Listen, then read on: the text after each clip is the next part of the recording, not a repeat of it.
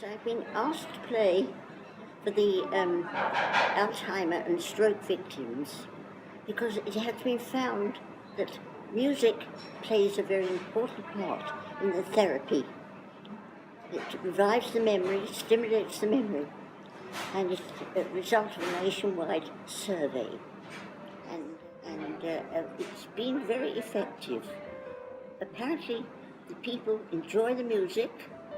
I play to them music from the 20s, 30s and 40s, music that they used to hear when they were young, and they do enjoy it very, very much indeed.